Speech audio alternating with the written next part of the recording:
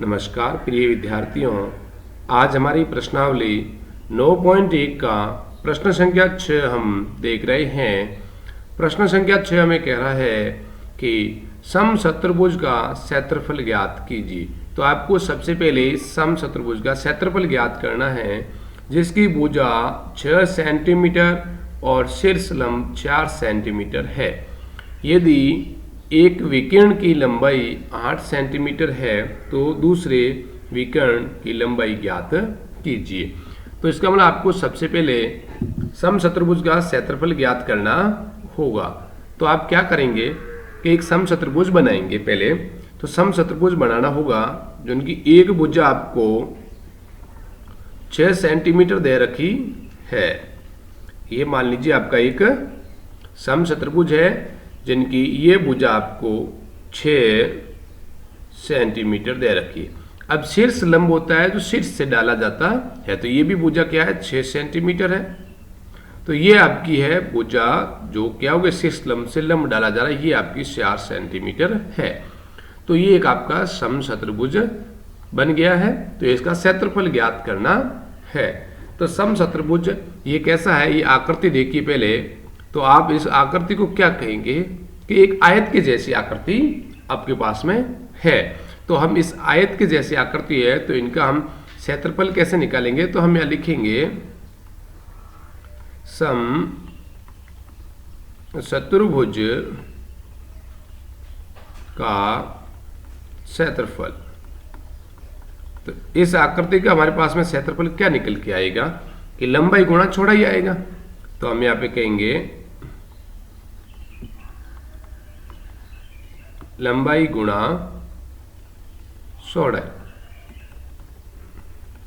तो आपके पास में देखो, हमने एक और समचतुर्भुज का आपको क्षेत्रफल का सूत्र बताया था, 1/2 गुणा विकिरणों का गुणनफल। वो अभी इस दूसरे के अंदर आएगी क्योंकि हमारे पास में 2 विकिरण दिए हुए नहीं है ना। तो आप क्षेत्रफल कैसे ज्ञात करेंगे, तो हमारे पास में समचतुर्भुज का जो आकृति बनी है, इस आकृति के तहत में हम ये निकालेंगे। तो लंबाई कितनी है, 6 है, और चौड़ाई कितनी है, 4 है। तो हमारे पास में क्षेत्रफल कितना निकल के आ रहा है, 120 सेंटीमीटर स्क्वायर। ये हमारा क्षेत्रफल निकल के आ गया है। तो एक प्रश्न तो हमारा हो गया कि क्षेत्रफल ज्ञात हो गया। अब आपको क्या दिया है, एक विकिरण दे रखी है। ये मान लीजिए एक विकिरण है, ये विकिरण आपके 8 सेंटीमीटर है, और आपको ये दूसरी विकिरण है, ये विकिरण आपको ज्ञात करनी है। तो हम विकिरण ज्ञात करेंगे तो हमारे पास में सूत्र क्या रहता है इस समचतुर्भुज का, तो हम लिखेंगे समचतुर्भुज का क्षेत्रफल बराबर 1/2 गुणा विकर्णों का गुणनफल। ये हमने पहले सूत्र पढ़ रखा है और याद रखना है कि कैसे प्रश्न आते हैं। तो हम विकिरण आ गया एक और दूसरा है तो गुणा। तो इसका सूत्र क्या रहेगा, अपना दूसरे तरीके से सूत्र है 1/2 गुणा प्रथम विकिरण गुणा दूसरी विकिरण। तो हमारे पास में क्या रहेगा, 1/2 गुणा पहली विकिरण 8 है। अब आपको दूसरी विकिरण की लंबाई ज्ञात करनी है। अब देखो समचतुर्भुज का क्षेत्रफल, तो समचतुर्भुज का क्षेत्रफल आपके पास में कितना निकल के आ चुका है, 120 सेंटीमीटर के निकल के आ चुका है। तो हम बराबर में यहाँ पे क्या लिख देंगे, 120। तो हम देख लीजिए इस 2 का भाग है वह 8 में कितनी बार जा रहा है, 4 बार जा रहा है। तो अब हम क्या कर लेंगे, यह लिखेंगे 120 बराबर 4 गुणा D2। अब आपके पास में क्या चाहिए, आपको D2 चाहिए ना, केवल D2 चाहिए।